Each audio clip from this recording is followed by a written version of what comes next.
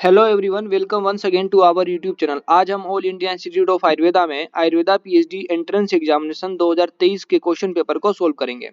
तो हम क्वेश्चन को देखेंगे और उसके करेक्ट आंसर को देखेंगे।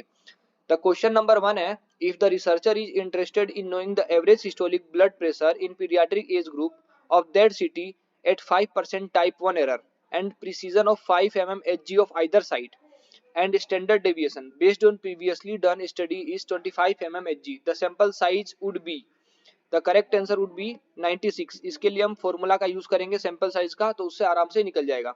नेक्स्ट क्वेश्चन है, guideline for safety assessment of food derived from genetically engineered plant is board by, the correct answer जो है इसका आईसीएमआर है। What is the best trial design to study the incidence of a disease? Correct answer, cross sectional study. RevMan software is used for preparing Cochrane review. GenBank, the nucleic acid sequence database, is maintained by NCBI, that is National Center for Biotechnology Information. Which of the following clinical trial design give the investigator to allow modification to the trial and or statistical procedure of a trial after its initiation without undermining its validity and integrity? The correct answer जो है उसका adaptive clinical trial.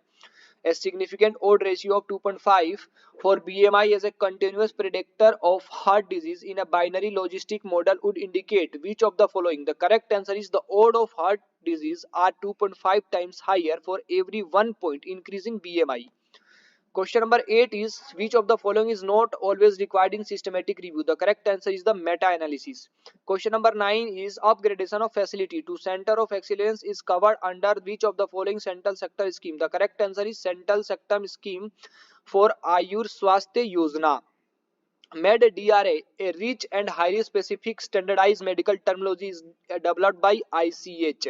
The acronym CPCSEA has recently been changed to CCSEA. Food Safety and Standard Ayurveda Ahar Regulation 2022 have been formulated by FSSAI. Identify the referencing style in the following citation. एक citation दिया हुआ है, इसकी जो referencing style है उसको identify करना है। तो ये जो साइटेशन है, इसका अगर हम देखें तो इसका जो करेक्ट रेफरेंसिंग स्टाइल है वो एनएलएम है। नेक्स्ट क्वेश्चन है, national ethics committee registry for biomedical and health research is managed by, तो correct answer is department of health research. Next question is, as per drug and cosmetic act 1940 and rules 1945, rule 161 deal with limit of alcohol. उसके बाद, the journal with web page of counterfeit mirror of an authentic journal exploiting the title and ISSN of authentic journal are recently upsurging, such journal are being defined as, correct answer is clone journal. The acronym MESH stand for medical subject headings. A type of non-probability sampling is quota sampling. Reporting guideline for reporting randomized trial is consort guideline. In clinical trials, safety and dosage fixation is done in phase 1. A qualitative research method includes focus group discussion. Mutually exclusive event follow addition law of probability. A change in biological character that occur within certain accepted biological limit is called as biological variability. The most frequent occurring observation in a series is called as mode. उसके बाद, identify the type of study describe in the following. Study का type हमें identify करना है।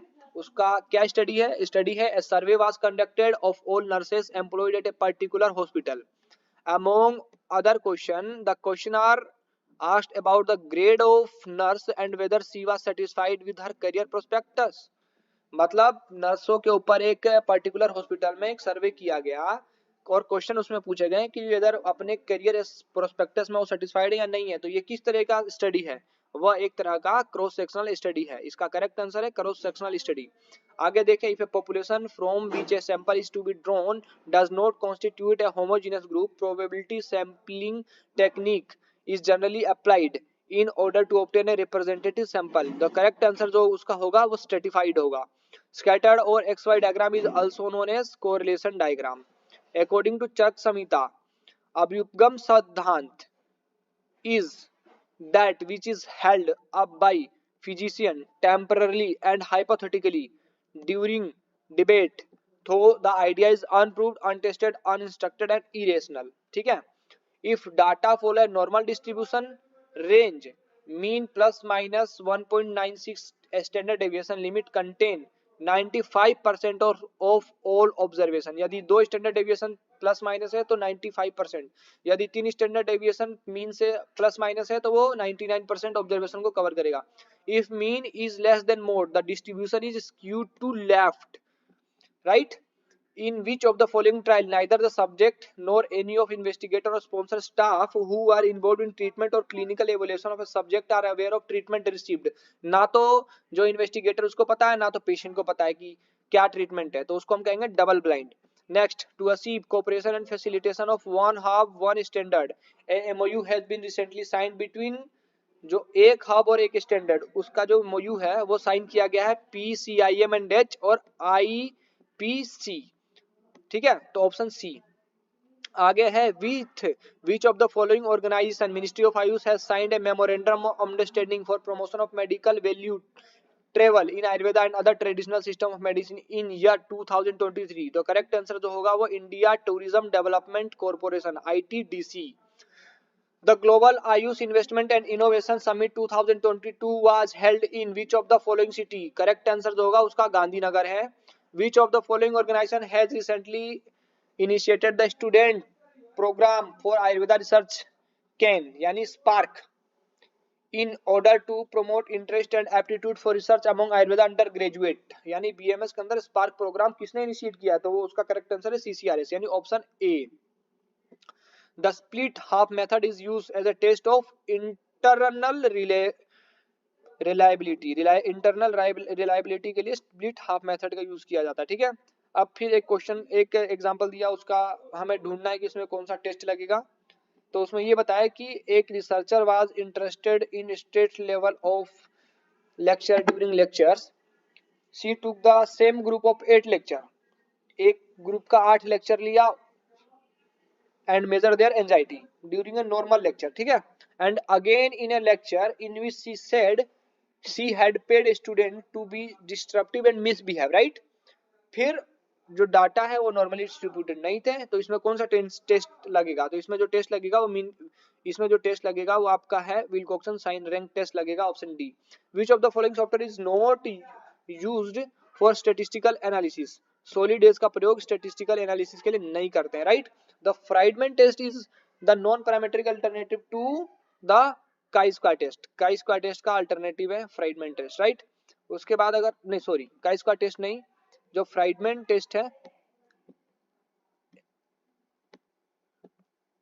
हाँ, the Friedman test is a non parametric alternative to repeated measure ANOVA. Repeated measure ANOVA का ये alternative है, राइट।